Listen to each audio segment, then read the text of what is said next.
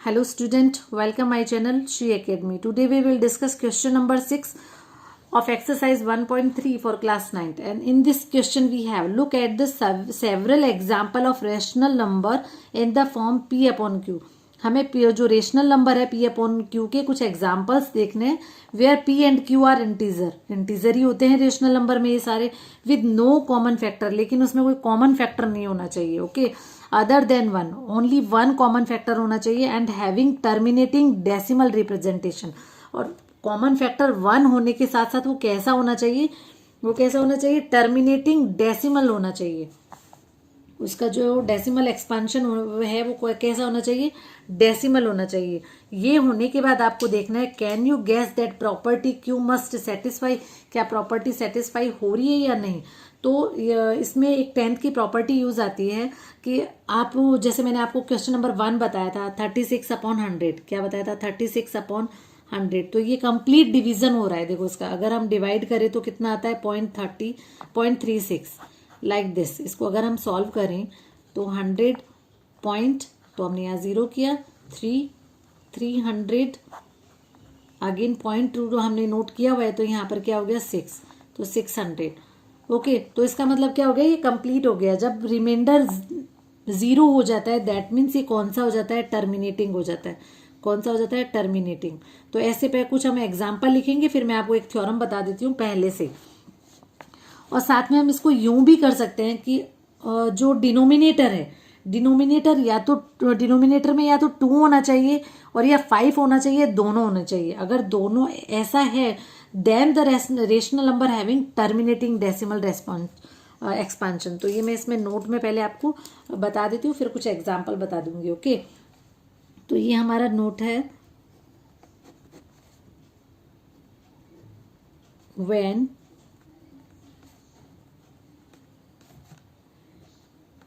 denominator is either 2 or power of 2 or 5 और both. मतलब denominator में या तो 2 होना चाहिए या उसकी पावर ऑफ 2 होना चाहिए या फिर 5 होना चाहिए या दोनों ही होना चाहिए. then the rational number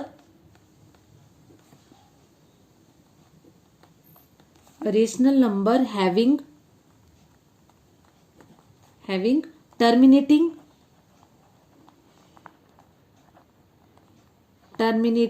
decimal expansion.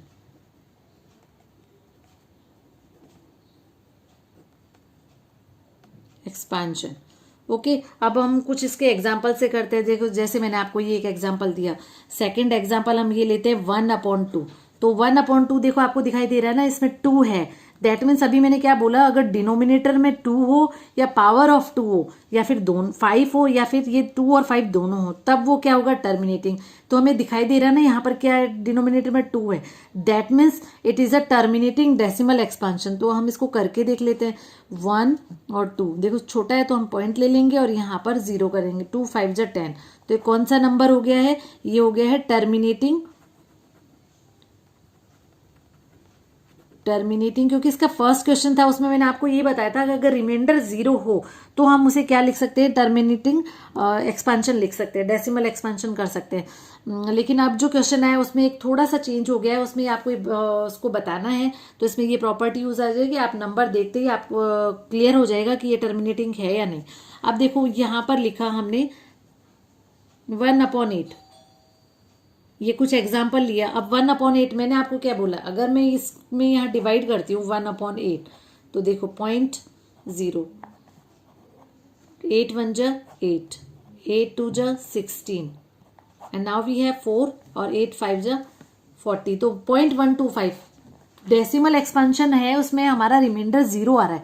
तो ये कौन सा होगा, ये भी टर्मिनेटिंग होगा. लेकिन अगर इस मेथड से करें हम, तो अगर हम इसको इस मेथड से करेंगे तो हम क्या करेंगे, इसे हम क्या लिख सकते हैं, 1/2 की क्यूब, 1/2 क्यूब लिख सकते हैं ना. तो मतलब ये किस फॉर्म में आ गया, पावर ऑफ 2 हो गया. That means it is a terminating decimal expansion.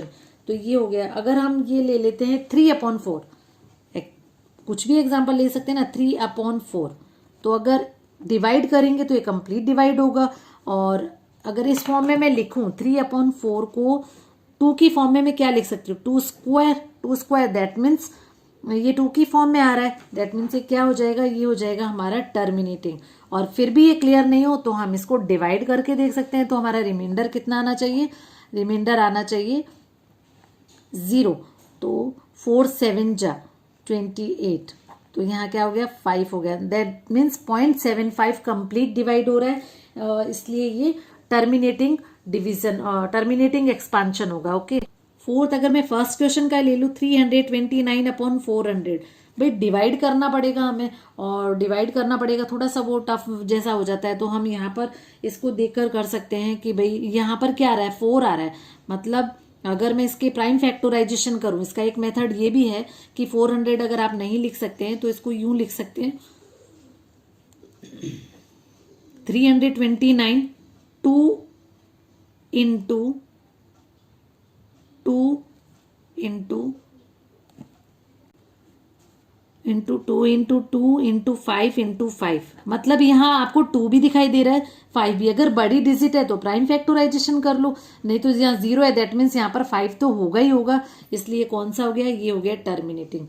तो अब आपको ये ध्यान में रखना है कि व्हेन डिनोमिनेटर इज इधर 2 और पावर ऑफ 2 और 5, मतलब आपके डिनोमिनेटर में 2 हो या पावर ऑफ 2 हो या फिर 5 हो, और दोनों भी हो सकते हैं, तो वो जो एक्सपांशन होगा वो कैसा होगा, टर्मिनेटिंग एक्सपांशन होगा। और साथ में आप ये भी ध्यान रखो ये कैसा होना चाहिए। इसमें एक और नोट करने वाली बात है, ये सारे क्या है जो भी आपने किए आपको पता तो चल ही गया। ये यहाँ पर क्यू की फॉर्म है, ये क्या है, इक्वल क्यू, ये क्या है, ये भी क्यू है, क्योंकि P/Q का बोला है तो ये क्यू फॉर्म में है। तो यहाँ पर ये करेंगे नोट डाउन में, इसमें एक पॉइंट और कर लो, Q is equal to prime factorization of Q, prime factorisation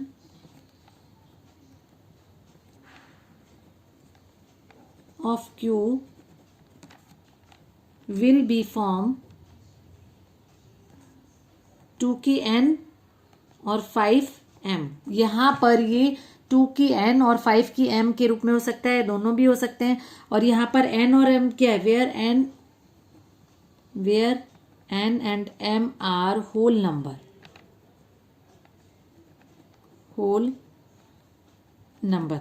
अब यहाँ पर बस एक चीज ये ध्यान रखो, मान लो 2 की n और 5 की m है।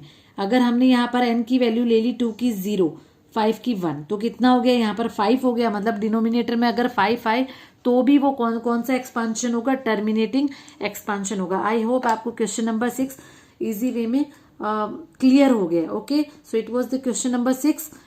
Now let's coming to the next question.